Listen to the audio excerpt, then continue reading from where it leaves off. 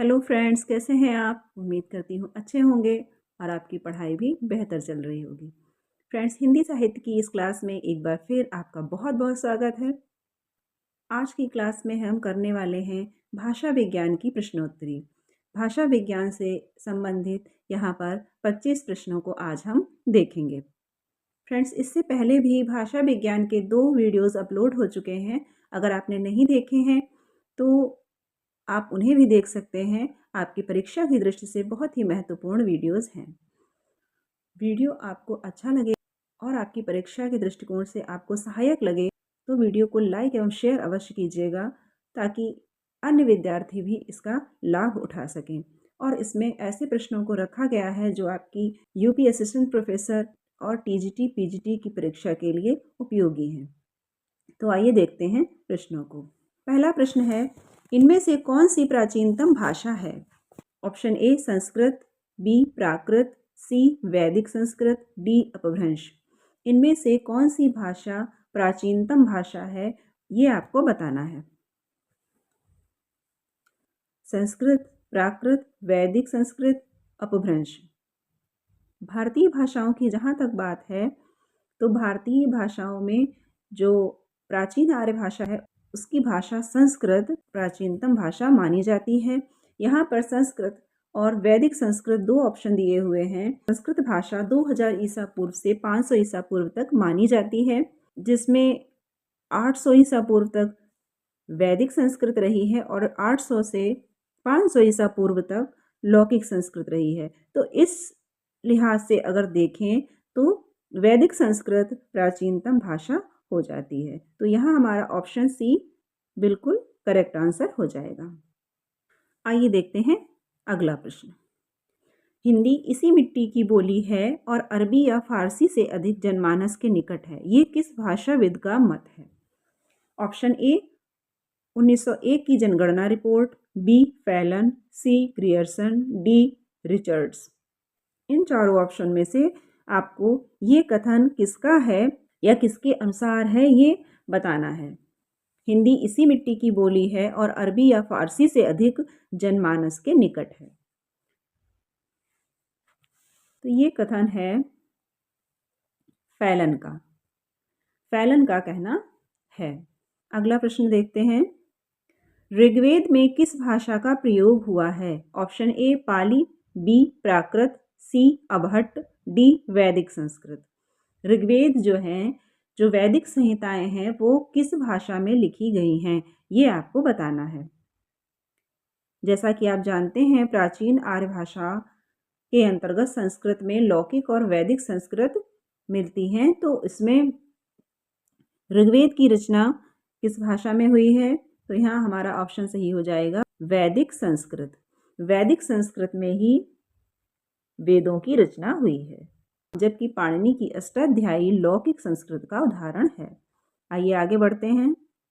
अगला प्रश्न है, हिंदुस्तान की एकता के लिए हिंदी भाषा जितना काम देगी उससे बहुत अधिक काम देवनागरी लिपि दे सकती है, ये किसका मत है? Option A James Prinsep, B John Fleet, C Acharya Vinoba Bhave, D John Marshall. उपर्युक्त कथन किसका है ये आपको बताना है। जेम्स प्रिंसेप का है, जॉन फ्लीट का, आचार्य विनोबा भावे या जॉन मार्शल का। तो ऐसा मानना है आचार्य विनोबा भावे का। आचार्य विनोबा भावे का ही ये कथन है कि हिंदुस्तान की एकता के लिए हिंदी भाषा जितना काम देगी उससे बहुत अधिक काम देवनागरी लिपि दे सकती है। अगला प्रश्न है, इनमें से कौन सी भाषा मध्य भारतीय आर्य भाषा काल की नहीं है? ऑप्शन ए अपभ्रंश, बी पाली, सी प्राकृत, डी लौकिक संस्कृत। इनमें से कौन सी भाषा मध्य भारतीय आर्य भाषा काल की नहीं है? आर्य भाषाओं को 3 भागों में बांटा गया है: प्राचीन भारतीय आर्य भाषा काल, मध्य भारतीय आर्य भाषा काल और आधुनिक भारतीय आर्य भाषा काल। तो आपको यहाँ पर बताना है कि मध्य भारतीय आर्य भाषा काल की भाषा इसमें से कौन सी नहीं है। तो जैसा अभी आपको पहले बताया जा चुका है कि लौकिक संस्कृत जो है प्राचीन भारतीय आर्य भाषा काल की भाषा है, तो यहाँ पर डी ऑप्शन हमारा सही हो जाएगा। अपभ्रंश, पाली, प्राकृत ये मध्य भारतीय आर्य भाषा काल की भाषाएं हैं, जबकि लौकिक संस्कृत प्राचीन भारतीय आर्य भाषा काल की भाषा है। अगला प्रश्न है, ब्रजभाषा का केंद्रीय क्षेत्र कहाँ है? Option A Magadh, B Dwarika, C Ayodhya, D Mathura. केंद्रीय क्षेत्र कहाँ है ब्रजभाषा का, या ब्रजभाषा मुख्यतः कहाँ बोली जाती है? मुख्य रूप से ब्रजभाषा का केंद्र कहाँ है, ये आपको बताना है। मगध है, द्वारिका है, अयोध्या है या मथुरा है। तो ब्रजभाषा का क्षेत्र मथुरा है और यही ब्रजभाषा का केंद्रीय क्षेत्र माना जाता है। अगला प्रश्न है, देवनागरी में यद्यपि Z और F, ज और फा के लिए वर्ण नहीं है, फिर भी यह सभी ज्ञात लिपियों से अधिक पूर्ण एवं संतुलित है। किस विद्वान का मत है? Option A Isaac Pitman, B Monier Williams, C Gaurishankar Hirachand Ojha, D Radheshyam Shastri. Devanagari लिपि में ज और फा के लिए वर्ण नहीं है, फिर भी जितनी भी ज्ञात लिपियां हैं उनमें सबसे अधिक पूर्ण और संतुलित जो भाषा है वह देवनागरी है। ये किसका मानना है? तो इस प्रकार मानना है मोनियर विलियम्स का। आपको बता दें कि नागरी लिपि का जो पहला टाइप था वो यूरोप में बना था। चाइना इलस्ट्रेटा वो पहली पुस्तक है जिसमें नागरी लिपि छापी गई थी।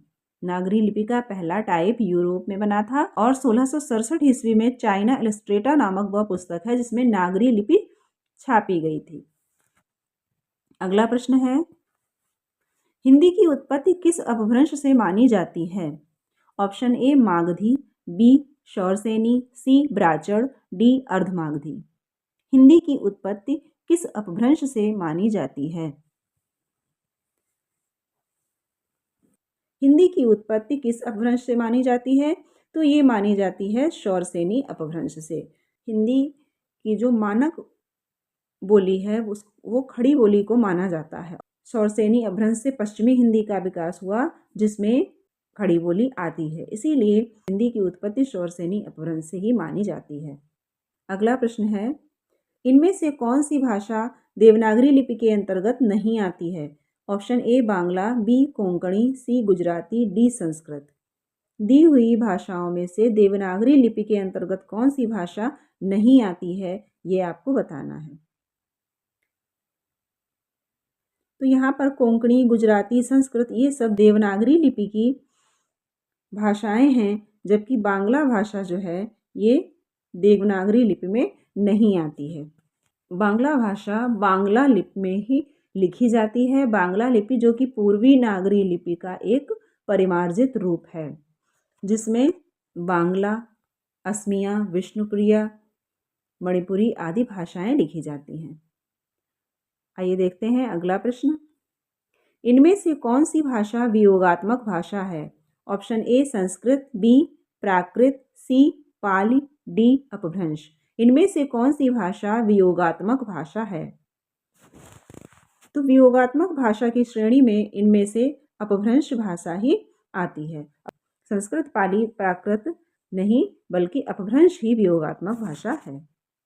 अगला प्रश्न है, नेपाली भाषा की लिपि क्या है? Option A Kaithi, B Devanagari, C Gurmukhi, D चित्रलिपि। नेपाली भाषा की लिपि क्या है? नेपाली भाषा की लिपि जो है वह देवनागरी है। तो नेपाली भाषा भी संस्कृत, हिंदी, मराठी की तरह देवनागरी लिपि में ही लिखी जाती है। आइए आगे बढ़ते हैं, देखते हैं अगला प्रश्न, हिंदी भाषा का प्रारंभ मोटे तौर पर कब से हुआ है? ऑप्शन ए 1500 ईस्वी, बी 500 ईस्वी, सी 1800 ईस्वी, डी 1000 ईस्वी। हिंदी भाषा का प्रारंभ इनमें से कब से माना जाता है? तो हिंदी भाषा जैसा कि आप जानते हैं आधुनिक भारतीय आर्य भाषाओं में हिंदी का प्रारंभ 1000 ईस्वी से माना जाता है, क्योंकि 500 ईसा पूर्व से 1 ईस्वी तक पाली, 1 ईस्वी से 500 ईस्वी तक प्राकृत, 500 ईस्वी से 1000 ईस्वी तक अपभ्रंश का काल माना जाता है। इसीलिए हिंदी की जो शुरुआत है वो 1000 ईस्वी से मानी जाती है। अगला प्रश्न है, ग्रीक वासियों ने भारत के लिए कौन सा शब्द प्रयुक्त किया? ग्रीक वासियों ने भारत के लिए कौन सा शब्द प्रयुक्त किया था? Option A India, B Indonesia, C Indiana, D Hindeshia. तो ये आसान सा प्रश्न है। यहाँ पर हो जाएगा इंडिया। ग्रीक वासियों ने ही इंडिया शब्द का प्रयोग किया था। इंडिका से धीरे धीरे इंडिया तक ये ग्रीक वासियों ने ही प्रयुक्त किया था। अगला प्रश्न है, संस्कृत में किसी शब्द के कुल कितने रूप, विभक्ति और वचनों के आधार पर बनते हैं? संस्कृत में किसी शब्द के कुल कितने रूप, विभक्ति और वचनों के आधार पर बनते हैं? Option A 18, B 9, C 2, D 24।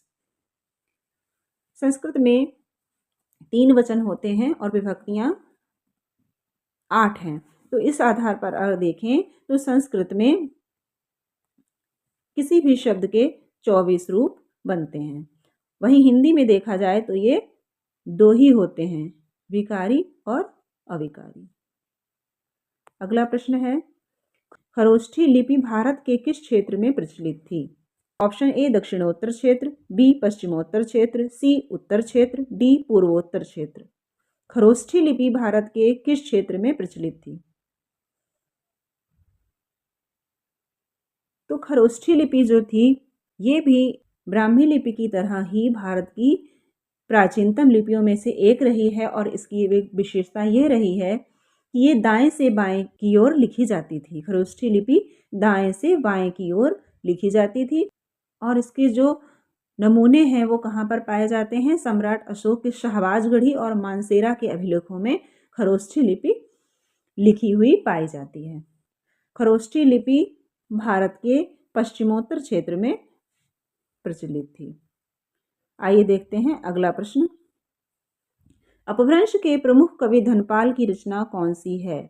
Option A भविष्येत्त कहा, बी उपदेश रसायन, सी महापुराण, डी खुमान रासो। अपभ्रंश के प्रमुख कवि रहे धनपाल की इनमें से कौन सी रचना है? तो भविष्येत्त कहा नामक जो रचना है ये कवि धनपाल की रचना है और इसे भविष्यदत्त कथा भी कहा जाता है, जिसमें कि एक भविष्यदत्त नामक वणिक की कथा का वर्णन है। अगला प्रश्न है, एक भाषा के अंतर्गत जब कई अलग अलग रूप विकसित हो जाते हैं तो उन्हें बोली कहते हैं। ये कथन किसका है? Option A George Grierson, B doctor Shyam Sundar Das, C Acharya Devendra Nath Sharma, D doctor Bholanath Tiwari. इन चारों विद्वानों में से उपर्युक्त कथन किसका है? बोली के संबंध में ये परिभाषा किसने दी है, ये आपको बताना है।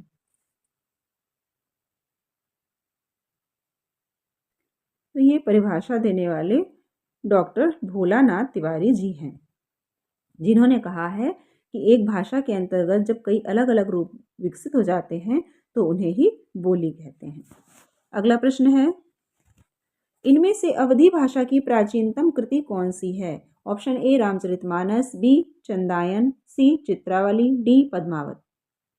इनमें से अवधी भाषा की प्राचीनतम कृति आपको बतानी है। अवधी भाषा की ये सभी कृतियां हैं, परंतु यहाँ पर आपको प्राचीनतम कृति को चिन्हित करना है, चूज करना है। अवधी भाषा की प्राचीनतम कृतियों में कौन सी कृति आती है? तो ये है चंदायन। इसका रचनाकाल 1379 ईस्वी माना जाता है। अगला प्रश्न है, निम्नलिखित में से पूर्वी हिंदी की बोली नहीं है। Option A Awadhi, B Bundeli, C Chhattisgarhi, D Bagheli. इन बोलियों में से आपको बताना है कि पूर्वी हिंदी की बोली कौन सी नहीं है। अवधी, बुंदेली, छत्तीसगढ़ी या बघेली। तो यहाँ पर बुंदेली जो है ये पूर्वी हिंदी की बोली नहीं है, बल्कि ये पश्चिमी हिंदी की बोली है। तो अवधी, छत्तीसगढ़ी और बघेली ये पूर्वी हिंदी की बोलियां हैं। अगला प्रश्न है, 84 वैष्णवन की वार्ता किस भाषा में लिखी गई गद्य रचना है?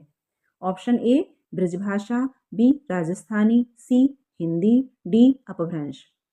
84 वैष्णवन की वार्ता किस भाषा में लिखी गई गद्य रचना है? 84 वैष्णवन की वार्ता ब्रिज भाषा में लिखी गई गद्य रचना है, जो कि गोकुलनाथ के द्वारा लिखी है। इनकी 84 वैष्णवन की वार्ता और 252 वैष्णवन की वार्ता दो प्रतियां प्रचलित हैं। ये ब्रिज भाषा यहाँ पर टाइपिंग मिस्टेक की वजह से ऐसा लिख जाता है। निम्नलिखित में से कौन सी भाषा शामी भाषाओं में शामिल नहीं है? ए इब्रानी, बी अरबी, सी फारसी, डी हबशी। निम्नलिखित में से कौन सी भाषा शामी भाषाओं में शामिल नहीं है?